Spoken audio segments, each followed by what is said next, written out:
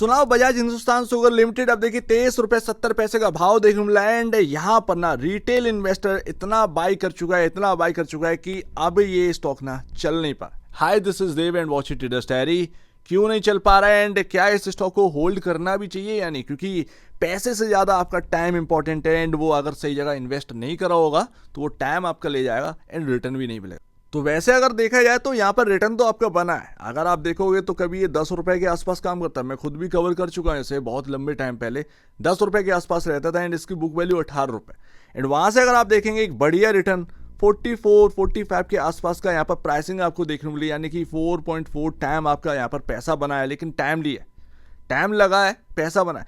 But मैं आपको बताऊँ ना कि ये आते हैं शुगर कंपनी के अंदर, ठीक है ना।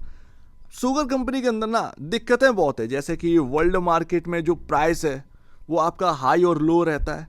कई बार प्राइस स्टेबल भी रहता है, कंपटीशन हाई है भाई, डिमांड भी उतनी है, उससे ज़्यादा तो एकदम से डिमांड बढ़ नहीं रही है। तो ये भी एक पूरी बात यहाँ पर निकल कर आती है। दूसरी बात यहाँ पर ना इंडिया के अंदर गवर्नमेंट, भाई गवर्नमेंट का रोल काफ़ी इंपॉर्टेंट है। शुगर प्राइसेस बढ़ जाए तो प्रॉब्लम आ जाती है, कम हो जाए तो भी यहाँ पर ना दिक्कतें आ जाती हैं। तो वो गवर्नमेंट का काफ़ी बड़ा यहाँ पर रोल रहता है। गवर्नमेंट की वजह से यहाँ पर ना, जहाँ पर मतलब गवर्नमेंट का यहाँ पर रोल आ गया ना, आप समझिए कि वहाँ पर कुछ ना कुछ प्रॉब्लम रहती है। एंड वही चीज़ यहाँ पर शुगर कंपनी का यहाँ पर प्रॉब्लम है। अब कहने को तो यहाँ पर ना बोनस दे दिया कि भाई आपका जो है इथेनॉल, अब ये इथेनॉल के नाम पर ना रिटेल इन्वेस्टर ने बहुत इन्वेस्ट कर रखा है शुगर कंपनी के अंदर। बट अभी के डेट में ना कोई रिटर्न है ही नहीं। आप देखेंगे हर साल सिर्फ मार्च का नंबर ही अच्छा निकलता है, मार्च एंड मार्च। लेकिन आपका ईयर ऑन ईयर बेसिस पर ये मार्च का नंबर भी डाउन जा रहा है। मैं आपके सामने बात कर रहा हूं क्योंकि अगर एक बार मार्च का नंबर निकला ना तो आपका Q1 Q2 Q3 ये सब एकदम ना आप कहिए कि डगमगाते रहते हैं। उसके बाद मार्च का क्वार्टर आता है तो एकदम से Q4 एक बेहतरीन निकलता है। अभी अगर आप देखेंगे और भी ज़्यादा तो ऑपरेटिंग प्रॉफिट आसानी से आप समझ सकते हैं 225 करोड़ का ऑपरेटिंग प्रॉफिट है। उसके बाद बिल्कुल फ्लैट, बिल्कुल यहाँ पर इधर उधर। उसके बाद यहाँ पर ना 170 करोड़ का प्रॉफिट फिर से आया। उसके बाद अगर आप देखेंगे बिल्कुल फ्लैट 3 क्वार्टर। उसके बाद 286 करोड़ का ऑपरेटिंग प्रॉफिट। तो आपका जो मार्च का Q4 के जो नंबर्स हैं वो बेहतरीन निकलते हैं, बट वो Q4 के नंबर्स भी ना लगातार टूटते चले जा रहे हैं। हालांकि अभी जो Q4 रिसेंटली हमने देखा वो काफ़ी बेहतर था, ठीक है ना। 2025 का Q4 वो काफ़ी अच्छा था। 220 करोड़ का प्रॉफिटेबिलिटी हमारे सामने देखने को मिल भी रही है, जो कि अब तक की सबसे बड़ा यहाँ पर प्रॉफिट हाथ में रखा है। लमसम 12 क्वार्टर में ये अब तक का सबसे बेस्ट प्रॉफिटेबिलिटी है।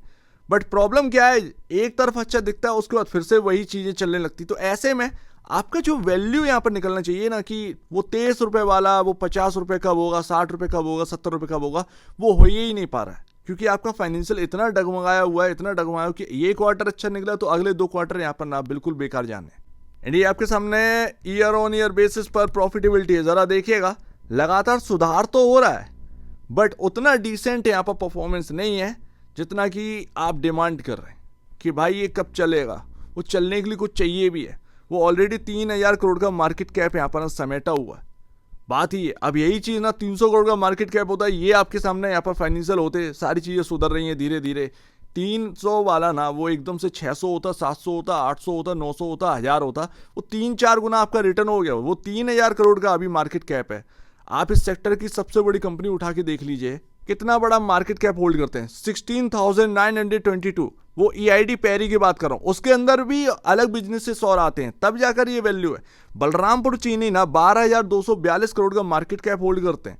एंड फिर आप देख लीजिए ये हाल है। तो शुगर कंपनीज के अंदर ना वैल्यू ही नहीं निकल रही है, वो जहाँ थे वहीं के वहीं है। इवन अगर आप देखें यूरिया वाली कंपनी NFL उठा लीजिए, नेशनल फर्टिलाइजर लिमिटेड, फर्टिलाइजर वाली जितना भी आपको कंपनियां उठाना ना, वो सीजनल बेसिस पर चलेंगी और जहाँ से चली थी वहीं वापस आ जाती है। तो ये ना एग्री कमोडिटी जितने भी स्टॉक्स हैं इनमें ना आपका रिटर्न बनना मतलब है सोने पर सुहागा जैसा है। टाइम बहुत दबा कर लेगा बट रिटर्न की आप जो है ना वो एक एक्सपेक्टेशन पूरी तरीके से नहीं रख सकते। अब थोड़ा सा फ्यूचर पर आते हैं कि भाई फ्यूचर सिक्योर है या नहीं है। तो भैया उसके लिए आपको रिजर्व और डेट को देखना ज़रूरी है कि भाई आपका रिजर्व डेट से ऊपर है या नहीं है। तो देखिए ऑलमोस्ट थोड़ा सा ऊपर है। डेट अभी भी आपका 3575 करोड़ है। हालांकि हर शुगर कंपनी के ऊपर कर्ज बना हुआ है, ऐसी कोई बड़ी बात नहीं है। लेकिन मोस्टली अगर आप देखेंगे ना तो आपको एक लॉस ही, मोस्टली आपको लॉस में ही कंपनी देखने को मिलती है शुगर कंपनी। चाहे आप श्री रेणुका उठा के देख लीजिए, चाहे आप कुछ भी उठा के, बलरामपुर चीनी तो यहाँ पर ना अच्छा कर रहा है, बेहतर कर रहा है, लेकिन उसमें आपको मिल क्या रहा है? ठीक है ना, बात वही आ जाती है, कितना लंबा टाइम हो गया वहीं का वहीं अटका हुआ है, एंड फाइनेंशियल भी उस तरीके से नहीं बढ़ रहे। तो जब तक वो फाइनेंशियल्स नहीं बढ़ेंगे तब तक आपका यहाँ पर ना मार्केट कैप कैसे बढ़ेगा, आपका भाव कैसे बढ़ेगा, भाव स्टॉक का, ये बात आ जाती। खैर डेट जो है वो 3575 करोड़ है, इनके पास जो रिजर्व है 4100 करोड़ मान के चलिए, 3 करोड़ कम है, 4100 करोड़ रुपए के आसपास का यहाँ पर रिजर्व है। सो दैट यहाँ पर ना बढ़िया बात है कि रिजर्व अच्छा है, रिजर्व स्ट्रांग है, बट डेट भी उतना ही है जितना रिजर्व है। आप पूछेंगे इससे क्या हुआ, तो वो न्यूट्रल हो गया, टोटल न्यूट्रल हो गया भाई, आपका न्यूट्रल हो गया। तो उसमें ना मतलब फ्यूचर जो है ना वो एकदम न्यूट्रल है, कोई ऐसा नहीं है कि मतलब अब ये डेट और रिजर्व ये होता क्या है, रिजर्व का अच्छा होना क्यों माना जाता है, मतलब जितना स्ट्रांग रिजर्व होगा ना उतना क्यों। मान लीजिए फ्यूचर में कोई कंपनी में दिक्कत आई तो उससे निपटने के लिए आपका रिजर्व भी काम आता है। बहुत लोग सोचते हैं डिविडेंड के लिए रिजर्व होता है, वो गलत है, वो आपका फ्यूचर में दिक्कतों से निपटने के लिए होता है, समझ रहे हो ना। ये अभी अगर आप देखें शेयर होल्डिंग पैटर्न क्या बोल रहा है, लगातार एफआईआईस घट चुके हैं, डीआईआईस भाई वो तो बने ही हुए हैं, पब्लिक यहाँ पर भर भर कर बनी हुई है, बस और कुछ नहीं है। तो यहाँ पर 23 रुपये का स्टॉक है, पता नहीं आगे किस तरीके से यहाँ पर चलने वाली चीज़ है, बट इन स्टॉक्स में रिटर्न नहीं बन रहा है और रिटर्न बनाना काफ़ी मुश्किल है। खैर मैं तो यही कह सकता हूँ एंड लास्ट कि भाई यहाँ पर ना बिजनेस तो बेहतरीन है ही, एग्री का बिजनेस कब से बेकार होने लगा, बट प्रॉब्लम ये है कि अपना स्टॉक के हिसाब से देखें तो वैल्यूएशन नहीं बढ़ रही है। वैल्यूएशन तभी बढ़ेगी जब वो प्राइस बढ़ेगा, तो स्टॉक का भाव यहाँ पर नहीं बढ़ रहा है। प्रॉब्लम ये 40 वाला आपको 23 में देखने मिला, 44 वाला, ठीक है ना। तो ये बात यहाँ पर ना क्लियर है कि भाई वैल्यू नहीं बढ़ रही है, एंड वो मेरा टाइम यहाँ पर स्टॉक ले रहा है, बट वैल्यू के नाम पर मेरे पास कुछ नहीं। और ये सब चलते हैं एंड धीरे करके यहाँ पर ना कुछ प्रॉब्लम आ जाती है, कुछ ना कुछ बहाना बना कर ना ये स्टॉक जहाँ से चलते हैं उसी प्राइस पर आ जाते हैं। तो ये बात यहाँ पर रहती है, अगर जो लोग बेच लेते हैं टॉप पर वो बेच लेते हैं, जो रखे रहते हैं भाई इन्वेस्टमेंट के नाम पर वो उनके हाथों में चिल्लड़ आता है और कुछ नहीं। सो लेट्स सी, देखते हैं यहाँ पर क्या रहता है, बट अभी तो ग्रोथ फैक्टर के नाम पर कुछ भी देखने को नहीं मिल रहा है। हालांकि 23 रुपये का स्टॉक है, एग्री कमोडिटी स्टॉक है भाई, तो आप यहाँ पर होल्ड कर सकते हैं, इसमें कोई वैसी बात नहीं है। बजाज हिंदुस्तान भी टॉप लेवल की कंपनी आती है एंड स्टॉक भी एक इंपॉर्टेंट जगह पर है।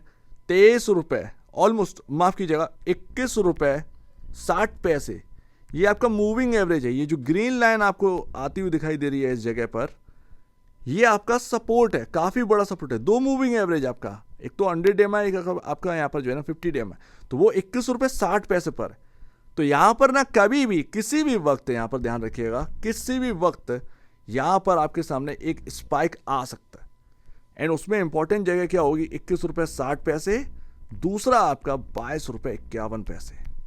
ये दो प्राइसेस हैं जो कि काफ़ी इंपॉर्टेंट है अभी के हिसाब से, एंड इंपॉर्टेंट जगह पर ही स्टॉक चल रहा है। सो दैट किस वक्त ये स्टॉक एकदम से चल पड़ेगा पता नहीं है, बट स्पाइक की जगह है ये, यहाँ से ना आपका एक छोटा सा रिटर्न कहीं ना कहीं बनना ही चाहिए। लेकिन अगर ये प्राइस टूटते हैं तो फिर ये कोई अच्छी बात नहीं रहेगी। एंड पैटर्न भी आपको ये कह रहा है कि भाई अगर चलेगा तो इधर ही से चलेगा, यही एरिया से चलेगा, तो इंतज़ार करिए। बट इन्वेस्टमेंट के लिए आप ये मत कहिए कि एक अच्छा स्टॉक है क्या, ये कहना ना एक लंबे टाइम से 4 साल हो गए, ठीक है ना, 4 साल से मतलब ना कई लोग आए, मैंने कवर किया एंड वो लोग कहते रह गए कि बेहतरीन स्टॉक है वगैरह वगैरह, बट आज हम देख रहे हैं कि उसी भाव पर है। 4 साल से ज़्यादा का टाइम हो चुका है, स्टॉक ने कुछ कमा कर दिया नहीं, एंड वो बातें ना चलती रहेंगी, वो कब देगा पता नहीं है, बट वो टाइम बहुत ले रहा है।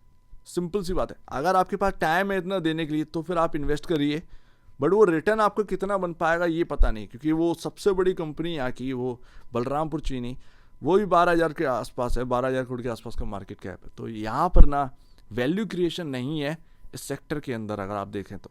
सो उम्मीद है काफ़ी कुछ आपको समझ में आया होगा। एक बार निवेश से पहले या बेचने से पहले अपने ब्रोकर एडवाइस से जरूर सलाह लीजिएगा, या खुद की स्टडी करेगा, उससे बेहतर कुछ भी नहीं। खुद की स्टडी मस्ट है, तो आप दीजिए मुझे वीडियो देखेंगे वो तो धन्यवाद दोस्तों।